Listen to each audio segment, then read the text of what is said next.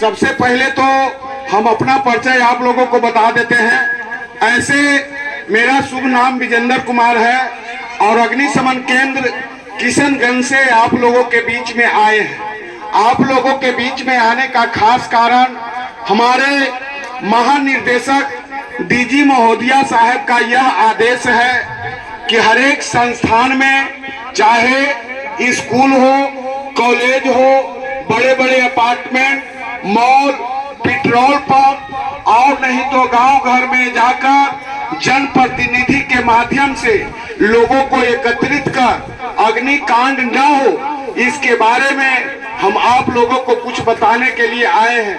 सबसे पहले दीदी जी, हम आप लोगों को कहना चाहते हैं कि सुबह हवा उठने के पूर्व और रात्रि को हवा शांत होने के बाद ही अपने अपने घरों में खाना बनवाएंगे।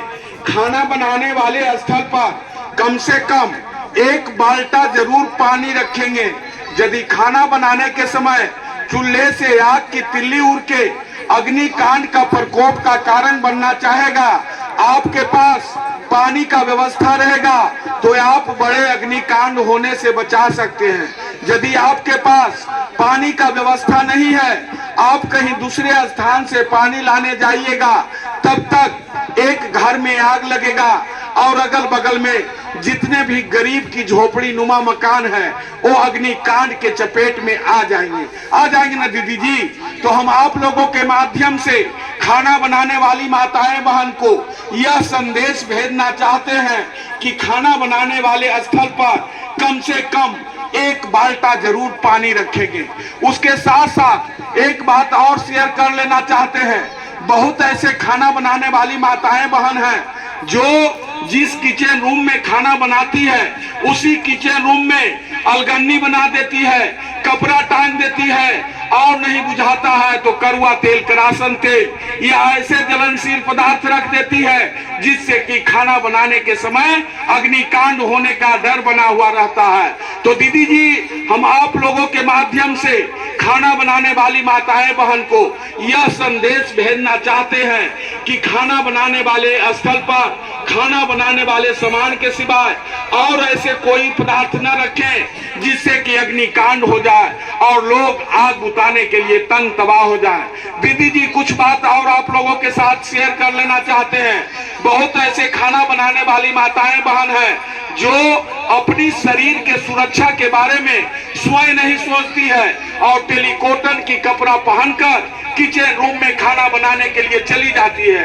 हम आप लोगों से कहना चाहते हैं, यदि टेलीकॉटन की कपड़ा पहनकर किचन रूम में खाना बनाने के लिए चले गए हैं, मिस्टेक से या लापरवाही से आपकी पहने हुए कपड़े में आग पकड़ लेगा तो आपके पूरे शरीर को जलाने में 2 सेकंड से 3 सेकंड लगेगा और 2-3 सेकंड के अंदर आपके पूरे शरीर को जला देगा। तो मेरे दीदी जी, आप लोगों से हम कहना चाहते हैं कि खाना बनाने वाले समय पर कम से कम सूती कपड़ा ही पहनकर खाना बनाएंगे। उसके साथ साथ शरीर में सटेदार ही कपड़ा पहनवा कर खाना बनवाएंगे।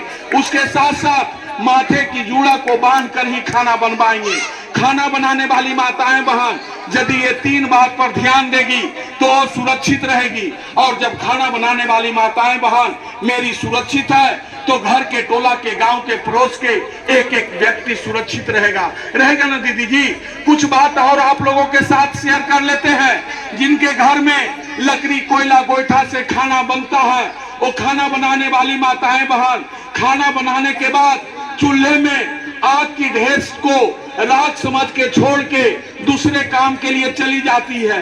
बहुत ऐसे खाना बनाने वाली माताएं बहन हैं जो खाना बनाने के बाद आग सहित राख को निकाल के जहां तहां गिनौरा पर फेंक देती है और जब तेज पछुआ हवा चलता है तो किसी गरीब के झोपड़ी नुमा मकान पर या किसान भाई की उगाई हुई खेत खलिहान में जो फसल है उस पर आग की तिल्ली चला जाता है, जिससे कि लाखों करोड़ों की संपत्ति जल के राख हो जाते हैं। तो दीदी जी, आप लोगों के माध्यम से हम यह संदेश भेजना चाहते हैं कि खाना बनाने के बाद चूल्हे की आग को पूर्ण रूप से बुता कर ही छोड़ेंगे। दीदी जी, अभी हम आप लोगों के साथ देहाती आग के बारे में शेयर कर रहे थे। देहात में खाना बनाने वाली माताएं बहन इस तरह से गलती करते हैं और इसका परिणाम अग्निकांड हो जाता है और लोग आग बुताने के लिए तंग तबाह हो जाते हैं। लेकिन दीदी जी, हम कुछ बात और आप लोगों के साथ शेयर कर लेना चाहते हैं। आजकल के समय में 95% घरों में गैस सिलेंडर की टंकी से खाना बनता है ना दीदी जी। तो हम आप लोगों से कहना चाहते हैं कि भिंडर वाले आपके यहाँ गैस सिलेंडर की टंकी लेके आवे, सबसे पहले उसे जांच ले परख ले कि गैस सिलेंडर की टंकी मेरा सही है या नहीं। उसको जांचने का विधि दीदी जी हम बताने जा रहे हैं। सबसे पहले गैस सिलेंडर की टंकी का कूपन को खोल देंगे। खोलने के बाद यदि गैस सिलेंडर से गैस का दुर्गंध आ रहा है तो आप समझ जाएंगे कि कहीं गैस सिलेंडर की टंकी लीकेज तो नहीं है। यदि उससे भी पता है आप लोगों को नहीं चल पा रहा है तो कूपन को खोलेंगे। कूपन खोलने के बाद उसमें 2 बूंद पानी डालेंगे। यदि बुलबुला देने लगे तो आप लोग पूछ जाए कि गैस सिलेंडर की बासर कटा हुआ है। वैसे गैस सिलेंडर की टंकी का इस्तेमाल दीदी जी आप लोग न करेंगे, क्योंकि कभी भी वो धोखा दे सकता है, कभी भी खतरा पहुंचा सकता है। लेकिन एक बात दीदी जी हम आप लोगों से बताने जा रहे हैं कि जिस तरह से मानव का आयु होता है, इंसान का आयु होता है, उसी तरह से इस गैस सिलेंडर की टंकी के आयु होता है। तो इसकी आयु के बारे में दीदी जी आप लोग जानते हैं? नहीं जानते हैं। नहीं जानते हैं तो हम इसकी आयु के बारे में दीदी जी बताने जा रहे हैं। देखिए दीदी जी, इसमें लिखा हुआ है B33। इसमें लिखा हुआ है B33। B33 के मतलब हम आप लोगों को स्पष्ट करने जा रहे हैं दीदी जी। ये 33 जो लिखा हुआ है 2033 ईस्वी तक एक गैस सिलेंडर की टंकी चलेगा, लेकिन इसमें लिखा हुआ है B33। तो B33 के अर्थ हम समझाने जा रहे हैं दीदी जी। गैस सिलेंडर की टंकी को चलाने के लिए एक साल में 4 पार्ट में विभक्त कर दिया गया है, A, B, C और D। यदि इसमें A33 लिखा हुआ रहता तो ये गैस सिलेंडर की टंकी जनवरी से लेके मार्च तक चलता। कब तक चलता?